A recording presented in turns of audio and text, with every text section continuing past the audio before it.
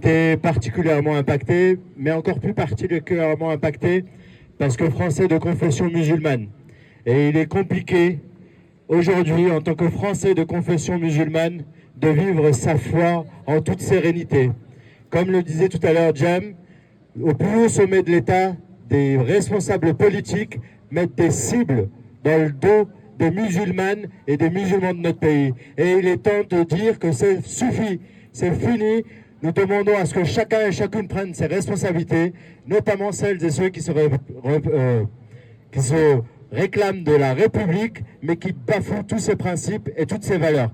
Et il est de notre devoir en tant que militants progressistes, de gauche, humains, de nous retrouver dans ces combats-là, comme nous nous retrouvons sur d'autres combats qui sont essentiels pour faire communauté les uns, les unes avec les autres. Donc il est important que chacun et chacune d'entre nous, là où nous sommes, nous dénoncions le double discours, le double standard et surtout l'inégalité qui touche notamment les Françaises et les Français de confession musulmane.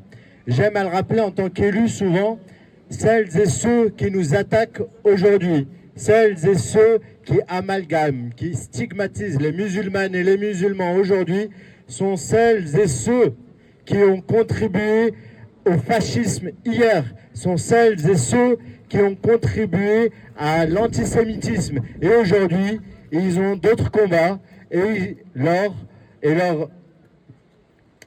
lubie, franchement, leur obsession, maintenant, c'est les musulmanes et les musulmans. Et il est temps que ça cesse, que nous nous réunissions chacun et chacune dans nos organisations, mais dans notre vie quotidienne, et de dénoncer à chaque fois qu'il est possible les actes islamophobes, les stigmatisations et les amalgames. À la ville de Strasbourg, nous sommes mobilisés sur cette question-là. C'est un point central de notre engagement politique parce que si nous ne respectons pas les principes d'égalité, de liberté, d'égalité, de fraternité, nous perdons tout sens dans notre République. Et malheureusement, celles et ceux qui travestissent la laïcité pour lui faire dire autre chose que ce qu'elle est, c'est-à-dire un espace de liberté qui permet à chacun et à chacune de croire ou de ne pas croire, de pratiquer ou de ne pas pratiquer. Et c'est ça qu'ils essaient de faire. Ils essaient de passer de la neutralité des institutions vers la neutralité des individus. Or, la laïcité, elle n'est pas la neutralité des individus, elle est la neutralité des institutions et un traitement égalitaire de chacun et de chacune. Et je pense qu'il est important de le rappeler à chaque fois, parce que ces gens-là ont les moyens, ont des médias et propagent leur venin et ils font même croire aux premières et aux premiers concernés que la laïcité, elle est là pour les exclure. Et c'est faux, il faut rappeler que la laïcité est un espace de liberté qui nous est commun et qui nous protège toutes et tous.